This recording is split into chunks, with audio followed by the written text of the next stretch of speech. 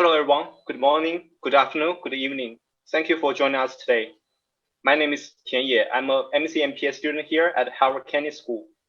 It's my honor to moderate the US-China Relations panel discussion, which is also the closing session of the China Social and Economic Symposium organized by China Society at Harvard Kennedy School. So today we are very fortunate to have two top scholars in this field to analyze the trend of China-US relations and discuss the competition and cooperation between two countries in the domain of diplomacy, geopolitics, economy, technology, and climate change. Now, allow me to briefly introduce our two distinguished panelists. First, Professor Anthony Saich is a DeVoe Professor of International Affairs in Harvard and the Director of Art Center for Democratic Governance and Innovation. So Professor Saich teaches courses on comparative political institutions, democratic governance, and transitional economies with focus on China. Welcome, Professor Saich. Thank you. We then have Dr. Wang Huiyao, the founder and president of Center for China and Globalization, CCG. Dr. Wang is also a counselor to the China State Council, a vice chairman of Association of Economic Cooperation under the Ministry of Commerce, and director of Chinese People's Institute of Foreign Affairs, as well as a vice chair of China Public Relations Association. Dr. Wang had been a senior fellow at Harvard Kennedy School. Welcome, Dr. Wang. Thank you. Okay, before we start, a quick announcement to the audience. Throughout the panel discussion, please feel free to put your questions in the webinar Q&A box. My colleagues and I are monitoring the questions, and I will raise to the panelists at the right time. Okay, now let's get started. So talking about the China-US relations, it's probably fair to say that the relationship has reached an all-time low since the two countries re-established diplomatic relations in 1979. It seems that the confrontation now outweighs the cooperation on many fronts. In 2019, in a speech at the US Council on Foreign Relations, FBI Director Christopher Wray labeled China as a whole of society threat, and he called on the United States to respond with a whole society approach. So Professor Saich and Dr. Wang, do you think this is a sign of potential Cold War? And what are your views of on the development of China-US diplomacy in the future? Well, I don't think it would be a Cold War in the sense that the United States experienced with the former Soviet Union. And I think the Biden administration wants to act in a way that does see China as a strategic competitor, but actually finds ways to prevent that sliding into a Cold War. The quite simple reason being, while people might talk about confronting in an all-round way, the two societies and economies are intertwined and embedded in very deep ways. If one looks at the financial sector, if one looks at trade, if one looks at investment, that really means that an all-out confrontation in the sense of a Cold War is really impossible. And also remember, even at the height of the Cold War with the Soviet Union, Washington and Moscow still found ways to cooperate in important areas where there were global challenges. And I think that is one area that we should always keep in mind as we think about this relationship, as bad as it is at the current time, that there are pending global challenges which really needs cooperation between countries like China, the United States, and indeed others to resolve problems and challenges around global public goods. So yes, the relationship is very confrontational at the moment, but I think one has to accept the reality from Washington's point of view that China exists, it's not going away anytime soon, and that neither, actions in Washington are not going to change domestic behavior in China, and neither are actions from Beijing going to change domestic behavior in the United States. And with that as a basis, I think we have to build platforms about where is it legitimate to have competition? What are the areas of conflict? Many of those, of course, around territorial issues. But how do you build guardrails to stop those sliding into a dangerous area? And where might one look for competition? Thanks, Alvin. I think that absolutely, I agree with what Professor Saich just said, and it was really not a coincidence. I mean, that Professor Saich actually shared quite a few viewers. That actually, I had a dialogue with Graham Allison, with Joseph and I, and of course. Now with Tony, three very famous Harvard professors. All of them actually don't think the Cold War is a better energy for Sino-US relation. For example, Graham Allison said this is impossible. If you have a Cold War, we can be dead or over. So that is not really acceptance. I mean, for the contemporary internationally so intertwined world, particularly between China and US. I had a talk with Joseph and I just 2 nights ago, and he really thinks that Cold War was not the right way to use it because nowadays it's different with the Soviet Union era or Cold War era, or so that we shouldn't really push for that because it's there's so many things we are already among each other. We are already interconnected. I mean, Graham Allison even said we are linked twins, you know. We can't live without each other. So I mean now Tony is being a famous Chinese professor. I know Tony for over many years. He has really done a great contribution to the Sino-US relation and exchanges, and also for the Sino-US training activities. He's the pioneer for that, for the high level exchange executive trainings, of course. So he knows well. So I agree. I mean, this is not really a best way to describe it. There's probably, I think that now that President Biden and President Xi doing their 2 hours long telephone call on the eve of Chinese New Year, both sides acknowledge that they're not seeking confrontation, which is great.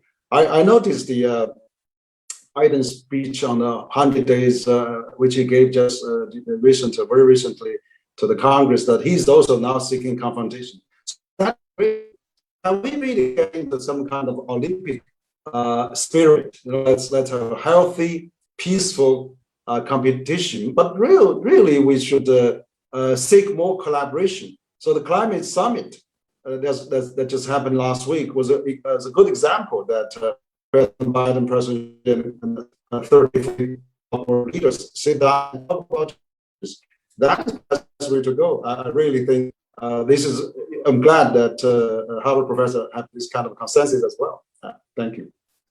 I think on that, Huiyao, I agree that there has to be competition. That doesn't mean there's not enough space for both countries to develop. Without going into detail, it's quite clear that we have different values. There's many things that Americans find objectionable about Chinese practices. And of course, there's many things in Beijing that people find problematic with American behavior. And those things have been made very clear. I think the one thing that China has realized better than America is that future competition is about geoeconomics rather than, say, in the Cold War, which also included very strong military components. Now, that's not to say there's the potential for military challenges, but I think where China has been moving ahead and Washington has been slow to catch up on is with its outbound projects with the Belt and Road, that it's gaining traction in the economy. And I think one of the challenges for America is that you begin to see emerging in Asia, an economic Asia, which increasingly has China at the core because of its trade and investment, where America has been left somewhat behind.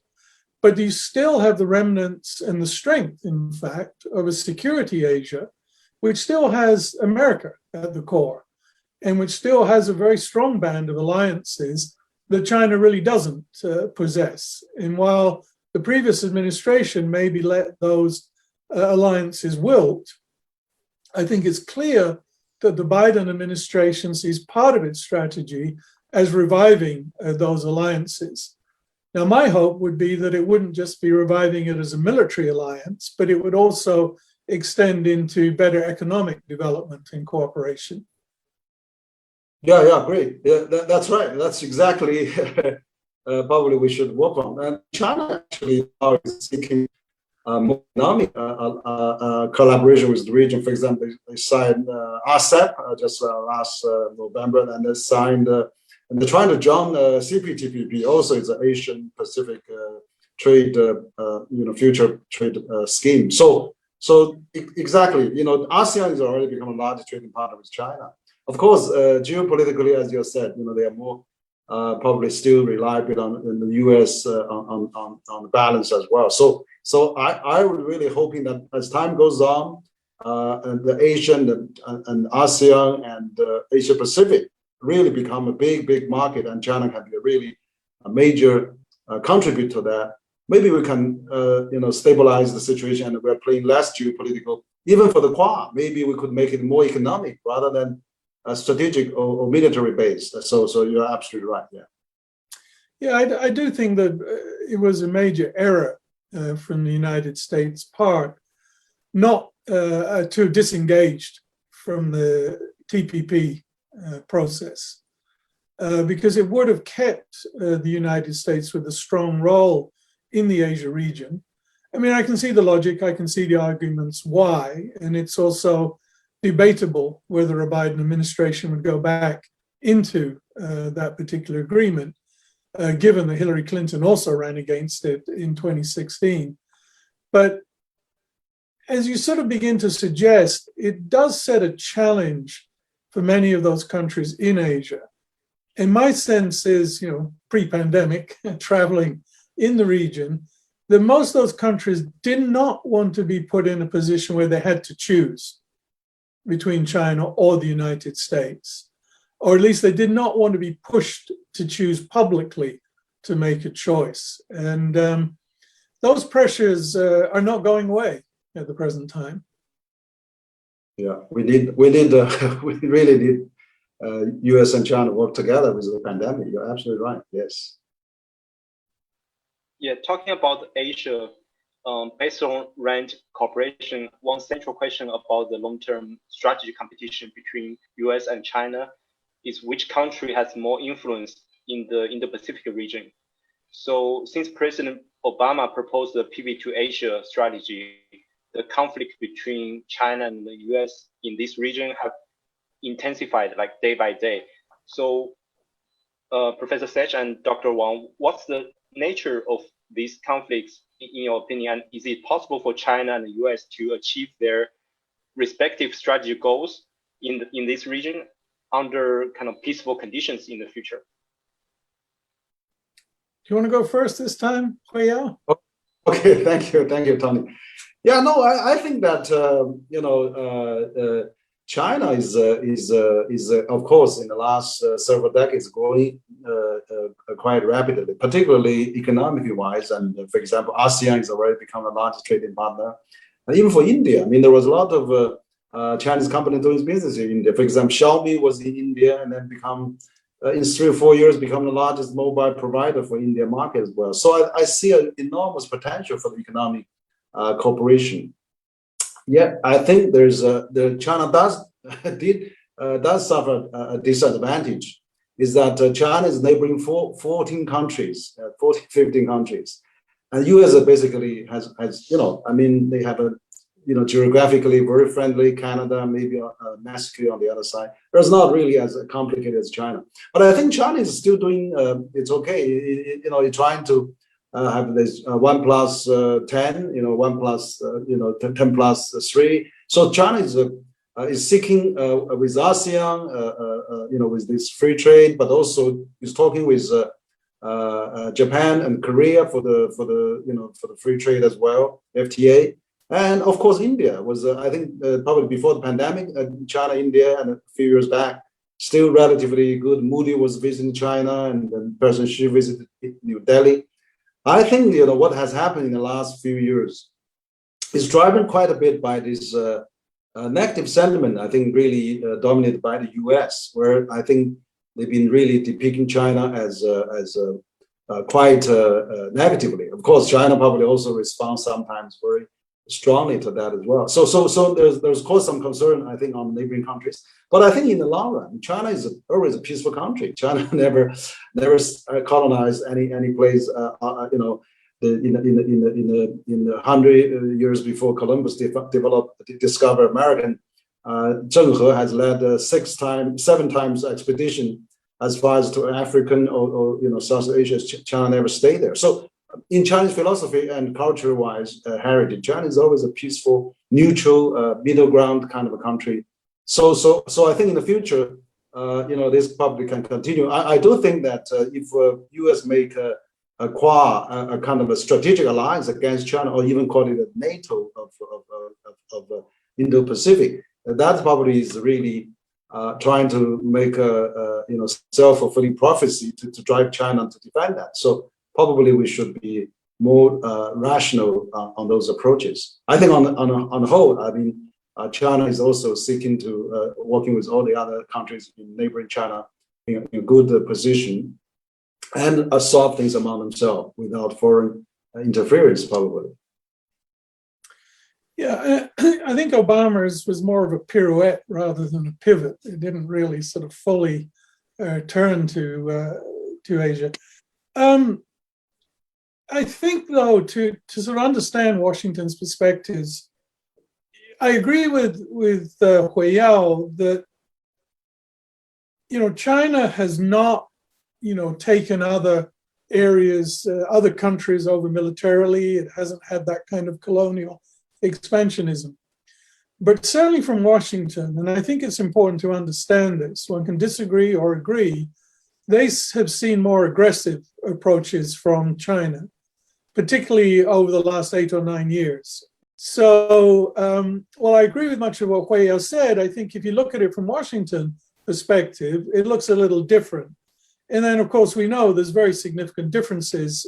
So again, it depends where you sit, the way you see these things. And I think from the US, it gives a different picture. And I think if you look at a lot of opinion polls in different countries, again, that has created concern and in some cases declining popularity. And I think it's something that China is going to have to adjust to over time, that China now is a global power and it has to behave like a global power. So I do think both capitals need to adjust their rhetoric and behavior. Yeah, I think so. That one of the disadvantages China has is that 90% of the international major media outlets are in English, which is influential, and also America also quite dominant on those narratives, and so China still has a long catching up to do in terms of trying to explain itself better, and of course also to let people to see what will come out eventually. I mean, China. Even for the neighboring of China hasn't really caused any major conflict for recent history. So I think that people may speculate, and but the problem is that U.S. has been sending their aircraft and fleet frequently to the South China Sea and the Taiwan Strait very often. So that is really where I think China also felt has been threatened as well. China hasn't sent any people to Caribbean or military exercise in those regions. So I do agree. Both country and both capital needs a lot of dialogue, need a lot of communication, and better sort it out their misunderstanding, and then really let people in the region to sort them out as well. Yeah.